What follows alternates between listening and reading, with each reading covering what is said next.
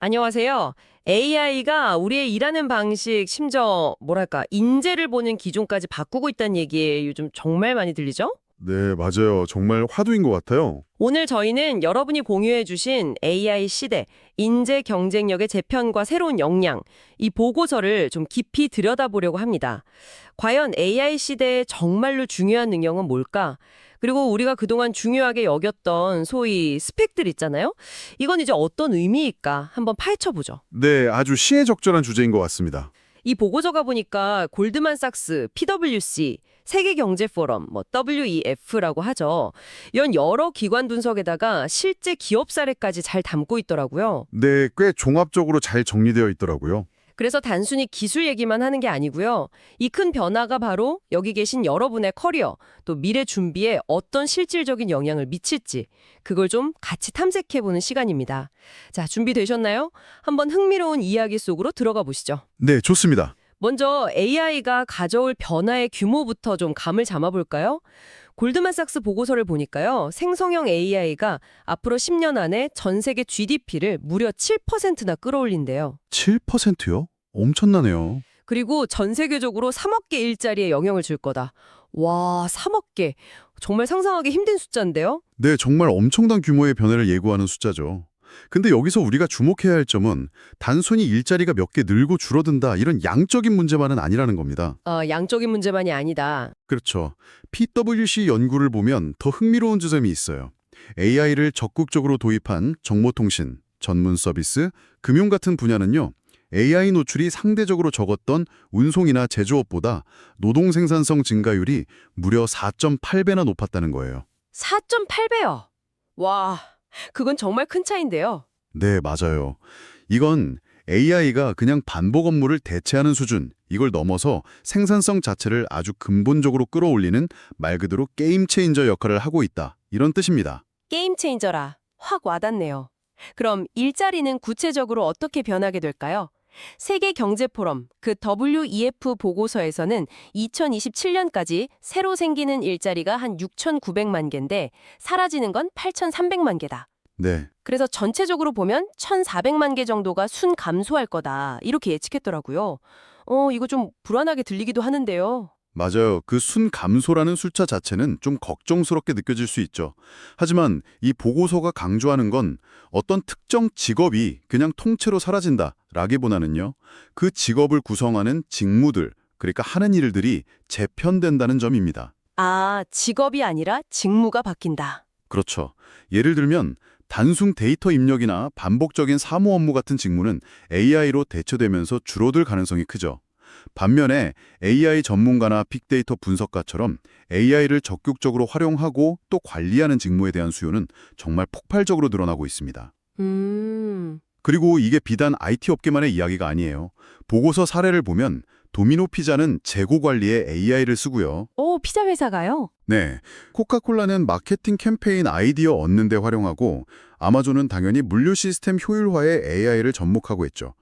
이제 AI 활용 능력이라는 게 특정 산업 분야를 넘어서서 그냥 모든 비즈니스의 핵심 경쟁력이 되고 있다. 이런 증거라고 볼 수 있겠습니다. 와, 정말 전방위적이네요. 피자 회사까지. 그럼 이런 변화 속에서 우리가 그동안 정말 중요하게 생각했던 스펙, 예를 들면 좋은 대학 졸업장이나 각종 자격증 같은 거요. 이것들의 가치는 어떻게 될까요? 실리콘밸리에서는 대학 중퇴자들이 성공하는 이야기도 많고, 뭘 배웠냐보다 뭘 할 줄 아느냐, 이게 더 중요하다, 이런 말도 나오잖아요. 네, 바로 그 지점이 요즘 정말 뜨거운 논쟁거리입니다. 보고서에도 언급되지만 어떤 유명 창업가는 지금 같은 인터넷 시대에 굳이 대학에 간다는 건 당신이 그저 평범하다는 증거일 뿐이다. 이런 아주 도발적인 말까지 했죠. 와, 세네요. 그렇죠. 실제 현장에서 쌓은 경험이라 직접 뭔가 만들어 본 경험, 창업 같은 거요. 이걸로 자기 역량을 증명하는 게 더 중요해졌다. 이런 인식이 확산되고 있는 건 사실입니다. IT 기업 채용 담당자들도 인터뷰에서 학위는 이력서의 여러 줄 중 하나일 뿐이다. 이렇게 말하는 경우도 많아졌고요. 듣고 보니 그럴듯한데요. 그럼 이제 정말 대학 졸업장은 큰 의미가 없어지는 걸까요? 당장 취업 준비하거나 또 자녀 진학 고민하는 분들은 혼란스러우실 것 같은데. 그렇죠. 그렇게 딱 잘라 말하기는 좀 어렵습니다. 여전히 많은 기업들, 특히 좀 전통적인 대기업들은 채용 과정에서 학위를 일종의 1차 필터로 활용하고 있거든요. 아, 아직 필터 역할은 하는군요. 네. 또 10년 이상 꾸준히 노력했다는 어떤 성실성의 증표, 그러니까 일종의 사회적 신호로 보는 시각도 무시할 수는 없어요. 심지어는 학벌을 전혀 안 보는 게 오히려 역차별이다, 이런 주장도 있고요. 그렇군요. 중요한 건 대학 학위의 그 절대적인 가치는 예전 같지 않을 수 있지만 그 역할이나 의미가 시대에 맞게 변화하고 있다는 점입니다. 과거처럼 학위 하나로 모든 게 보장되는 시대는 지났다? 이렇게 봐야죠. 그렇군요. 역할이 변화하고 있다. 아, 요즘엔 또 AI가 채용 과정에 도입되면서 스펙보다는 역량 중심으로 평가할 수 있다. 이런 얘기도 있던데요. 이건 좀 긍정적인 변화 아닐까요? 네, 그런 장점이 분명히 있습니다. 서류 평가 단계에서 AI가 인간의 편견을 좀 배제하고 지원자의 역량 관련 키워드나 경험을 객관적으로 분석하는 데 도움을 줄 수 있죠. 네네. 하지만 동시에 새로운 문제도 생길 수 있어요. 보고서에서도 지적하듯이 AI가 과거의 채용 데이터를 학습하는 과정에서 기존에 존재했던 편향, 예를 들어 특정 학교 출신을 선호했던 경향까지 학습해버릴 수 있다는 거죠. 아, 그래서 오히려 새로운 형태의 차별을 만들어낼 수도 있다는 겁니다. 실제로 영국에서는 AI 기반 입시 평가 시스템이 공립학교 학생들에게 불리한 점수를 줘서 큰 논란이 됐던 사례도 있었고요. 헐, 그런 일이 있었군요. 네. 그러니까 학벌의 영향력이 줄어드는 추세 속에서도 AI 도입으로 인한 또 다른 변수, 즉 데이터 편향성이라는 새로운 과제에 직면하게 되는 좀 복잡한 상황인 겁니다. 아, 단순히 AI 쓴다고 무조건 공정해지는 건 아니네요. 그럼 성적이나 자격증은 어떤가요? 이것들도 예전만큼 중요하지 않다, 이런 이야기가 많잖아요. 문과 채용에서는 그런 경향이 아주 뚜렷해요. 마이크로소프트나 구글 같은 글로벌 기업들은요, 지원자의 시험 성적보다는 GitHub 같은 개발자 플랫폼에 공개된 프로젝트 코드나 캐글 같은 데이터 분석 대회 참여 경력을 훨씬 더 중요하게 봅니다. 아, 실제 결과물을 보는 거군요? 그렇죠. 이건 지원자가 실제로 어떤 문제를 어떻게 해결해 왔는지, 또 동료 개발자들과 어떻게 협업하는지를 직접 보여주는 증거이기 때문이죠. 온라인 공개 강좌, 묵스라고 하죠. 이 수료증도 마찬가지예요. 단순히 강의를 들었다는 증명서만으로는 좀 부족하고요. 거기서 배운 지식과 기술을 활용해서 실제 프로젝트를 완성하고 그 결과물을 보여줘야 의미 있는 스펙으로 인정받는 추세입니다. 네. 채용의 무게중심이 이론 지식 암기에서 실질적인 실행력과 문제 해결 능력으로 확실히 옮겨가고 있는 거죠. 보여주는 스펙이 중요해진다. 그렇다고 모든 자격증이 다 쓸모 없어진 건 아니겠죠? 그래도 뭔가 증명할 수 있는 게 있으면 좀 든든할 것 같은데요. 물론입니다.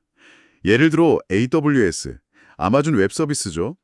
AWS나 구글 클라우드 플랫폼처럼 업계에서 널리 인정받는 기술 자격증은 여전히 전문성을 입증하고 채용에 도움이 됩니다. 중요한 건 자격증의 성격이 변하고 있다는 점이에요. 새롭게 주목받는 자격증들은 단순 지식 테스트가 아니라 실제 업무 능력을 평가하는 실습형 평가 비중을 크게 늘리고 있습니다. 아, 실습형 평가요? 네. 보고서에 나온 AI POT라는 프롬프트 엔지니어링 자격증 사례가 흥미로운데요. 잠깐 설명드리면 프롬프트 엔지니어링이라는 게 AI한테 원하는 결과물을 얻어내려고 효과적인 질문이나 명령어를 만드는 기술을 말하거든요. 네네. 이 AI4 자격증은 실습평가 비중을 60%까지 늘릴 계획이라고 해요. 왜냐하면 실제 AI 모델을 다루면서 원하는 결과물을 만들어내는 능력이 핵심이니까요. 60%면 정말 높네요. 그렇죠. 결국 과거의 자격증 중심 스펙 쌓기가 이제는 실제 경험과 결과물을 담아낸 포트폴리오 중심으로 재편되고 있다. 이렇게 볼 수 있습니다. 아하, 이제 자격증조차도 진짜 할 줄 아는지를 보여주는 방식으로 진화하고 있다. 결국 AI가 점점 더 많은 일을 하게 되면서 AI가 할 수 없는 혹은 AI보다 인간이 더 잘할 수 있는 능력들, 이게 중요해진다는 의미로 들리네요. 구체적으로 어떤 능력들일까요? 네, 정확합니다. 보고서에서는 크게 두 가지 범주로 나누어서 설명하고 있어요. 바로 인간 고유의 핵심 역량하고 디지털 시대의 필수 역량입니다. 인간 고유 역량과 디지털 필수 역량. 네, 먼저 인간 고유 역량의 첫 번째는 비판적 사고 및 문제 해결 능력입니다. AI, 특히 챗GPT 같은 생성형 AI는 정말 방대한 정보를 순식간에 제시하지만 그 정보가 항상 정확하거나 편향되지 않은 것은 아니거든요. 맞아요. 가끔 이상한 소리 할 때 있죠. 그렇죠. 그럴듯하게 틀린 정보를 만들어내기도 하죠. 이걸 뭐 할루시네이션이라고 부르기도 하고요. 따라서 AI, 특히 챗GPT가 내놓은 결과물을 그냥 그대로 받아들이는 게 아니라 이게 정말 맞는지, 논리적으로 타당한지, 혹시 숨겨진 편견은 없는지 이걸 비판적으로 검토하고 판단하는 능력이 그 어느 때보다 중요해졌습니다. 예를 들어 의료 분야에서 AI가 진단을 보조하더라도 그 정보를 바탕으로 최종적인 판단을 내리고 책임을 지는 것은 결국 의사, 즉 인간의 몫인가처럼요. AI 답변을 검증하는 능력 정말 필수적이겠네요. 그럼 두 번째는 역시 창의성 및 혁신적 사고겠죠. AI가 기존 데이터를 학습해서 새로운 것을 만들어내긴 하지만 완전히 새로운 개념, 무에서 유를 창조하는 건 아직 인간의 고유한 영역이라고 하잖아요. 맞습니다. AI는 기존 패턴을 학습하고 조합하는 데는 뛰어나지만 인간처럼 독창적인 발상이나 예술적 영감을 떠올리기는 어렵죠. 하지만 여기서 중요한 건 AI를 경쟁자로만 볼 게 아니라 창의성을 발휘하는 도구로 활용하는 능력입니다. 아, 도구로 활용한다. 네, 앞서 언급된 코카콜라 사례처럼 AI에게 다양한 아이디어를 생성하게 한 뒤에 그중에서 가장 참신하고 효과적인 것을 골라내고 발전시키는 거죠. 즉, AI와 협력해서 창의적인 결과물을 만들어내는 능력이 중요해지는 겁니다. 그렇군요. 협력하는 창의성. 세 번째 인간 고유 역량은 감성지능 및 협업 능력입니다. AI는 데이터를 분석하고 예측할 수는 있지만 동료의 감정을 이해하고 공감하거나 고객과 깊은 신뢰관계를 구축할 수는 없죠. AWS 연구 결과가 흥미로운데요. 기술 프로젝트가 실패하는 원인을 분석해보니 기술 자체의 문제보다는 팀 내 소통 부재나 갈등 같은 사람 문제인 경우가 훨씬 많았다고 합니다. 아, 정말요. 기술 문제가 아니라 사람 문제라니. 네, 앞으로는 AI와 효과적으로 협업하는 능력, 그리고 동료들과 원활하게 소통하고 시너지를 내는 능력이 기술적인 숙련도 못지않게, 아니 어쩌면 더 중요해질 거라는 의미입니다. 듣고 보니 정말 그렇네요. 비판적 사고, 창의성, 감성지능과 협업. 이런 능력들이 AI 시대에 더 빛을 발하게 될 거다. 이런 능력들을 키우려면 어떻게 해야 할까요? 보고서에도 방법들이 좀 나와 있던 것 같은데요. 네, 보고서 표 1에 잘 정리되어 있죠. 예를 들어 비판적 사고를 키우려면 의도적으로 논리적 오류를 찾아보는 훈련을 하거나 다양한 관점의 글을 읽고 토론하는 것이 도움이 됩니다. 논리 오류 찾기 훈련. 창의성은 익숙한 환경에서 좀 벗어나서 새로운 경험을 하거나 실패를 두려워하지 않고 계속 도전하는 과정에서 길러지고요. 감성지능은 자신의 감정을 잘 살피고 기록해 보거나 다른 사람의 이야기를 깊이 경청하는 연습을 통해 향상될 수 있다고 제안합니다. 자기 감찰과 경청 연습? 네. 그리고 이런 인간 고유 역량과 더불어서 디지털 시대 필수 역량도 강조되고 있습니다. 대표적인 것이 바로 AI 및 데이터 리터러시입니다. 리터러시요. 네, 여기서 리터러시는 단순히 글을 읽고 쓰는 능력을 넘어서 특정 분야의 정보를 이해하고 활용하는 능력을 의미하는데요. AI 리터러시는 단순히 AI 도구를 사용하는 것을 넘어서 AI가 어떤 원리로 작동하는지 기본적인 이해를 갖추고 내가 원하는 결과물을 얻기 위해 어떤 질문, 즉 프롬프트를 던져야 하는지 알며 AI가 생성한 결과나 데이터를 비판적으로 해석하고 활용할 줄 아는 종합적인 능력을 말합니다. 아, 그냥 쓰는 게 아니라 제대로 알고 활용하는 능력. 그렇군요. 마지막으로 빼놓을 수 없는 게 끊임없는 학습 및 적응성이겠죠? 이건 정말 아무리 강조해도 지나치지 않은 것 같아요. 맞아요. PwC 분석 보니까 AI 관련 직종에서 요구하는 기술은 다른 직종보다 무려 25%나 더 빠르게 변한다고 하고요. 25%나요? 네, WEF는 앞으로 5년 안에 현재 우리가 가진 기술의 약 39%는 새로운 기술로 대체될 거니까 계속 배워야 한다 이렇게 강조했더라고요. 거의 절반 가까이 바뀌는 거네요. 그렇습니다. 변화의 속도가 정말 빨라졌죠. 앞서 말씀드린 그 AI-포 자격증의 유효기간이 3년으로 비교적 짧게 설정된 것도 이런 빠른 기술 변화를 반영하는 겁니다. 아, 그래서 3년이군요. 네, 결국 AI 시대의 가장 확실하고 강력한 스펙은 어떤 특정 지식이나 기술 자체가 아니라 새로운 것을 끊임없이 배우고 변화하는 환경에 유연하게 적응하는 학습 능력 그 자체라고 할 수 있습니다. 이렇게 필요한 역량들이 변화하고 있다면 당연히 인지를 길러내는 교육 시스템도 바뀌어야 할 텐데요. 전통적인 교육의 상징인 대학은 어떻게 변화하고 있나요? 대학들도 큰 변화의 흐름 속에 있습니다. 과거의 그 지진 암기, 전달 위주 교육에서 벗어나서요.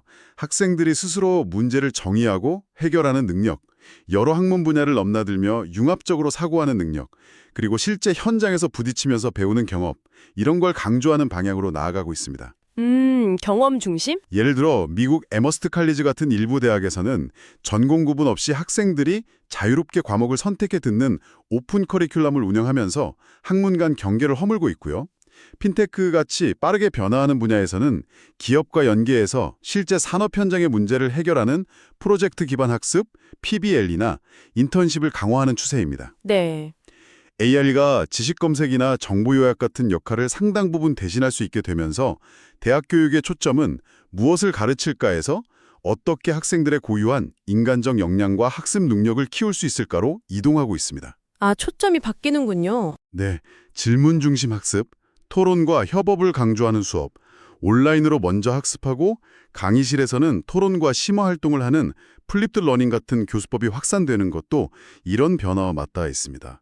결국 대학은 단순히 지식을 전달하는 곳을 넘어 AI 시대를 슬기롭게 헤쳐나갈 수 있는 비판적 사고력과 인문학적 소양을 갖춘 리더를 양성하는 역할로 재정이 되고 있는 거죠. 대학의 역할 자체가 바뀌고 있다. 그럼 대학 외에 다른 교육 방식들은 어떤가요? 요즘 마이크로 디그리나 부트캠프 이런 말도 많이 들리던데요. 이게 정확히 뭔가요? 네, 아주 중요한 변화입니다. 4년제 대학학위 외에 좀 더 유연하고 실무 중심적인 비전통적 교육 시스템들이 빠르게 성장하고 있어요.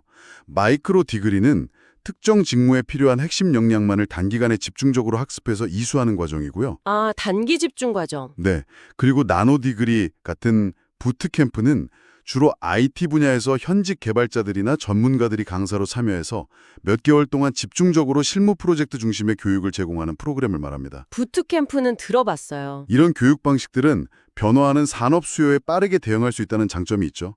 기업들도 예전처럼 무조건 외부에서 경력자를 뽑기보다는 내부 직원들을 새로운 기술에 맞게 재교육하는 리스킬링이나 기존 역량을 더 강화하는 업스킬링에 더 많은 투자를 하고 있고요. 아, 내부 육성으로. 그렇죠. 이러한 수요 증가가 국내 에듀테크 시장의 성장을 이끌고 있는데 보고서에 따르면 2026년에는 그 규모가 무려 11조 원에 달할 것으로 전망된다고 합니다. 11조 원이요? 와, 엄청난 시장이네요. 네.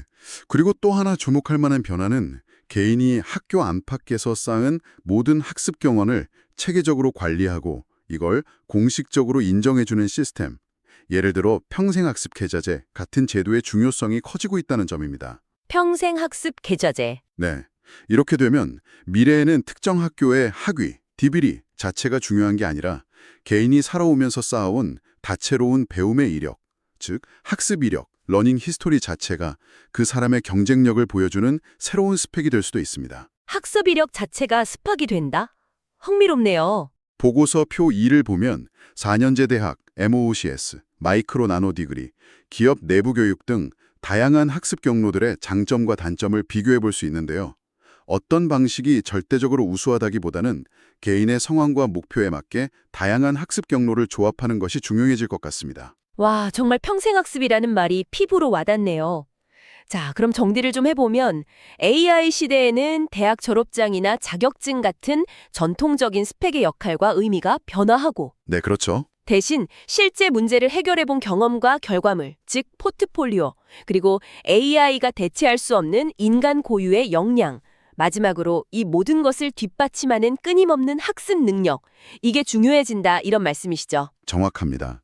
핵심은 단순히 AI 도구를 사용하는 AI 사용자, AI 유저 수준에 머무르는 것이 아니라 AI와 적극적으로 협력해서 새로운 가치를 창출하고 더 나아가 AI를 설계하고 개선하는 데까지 기여할 수 있는 AI 설계자, AI 아키텍트 혹은 AI 협력자, AI 콜래보레이터로 나아가야 한다는 것입니다.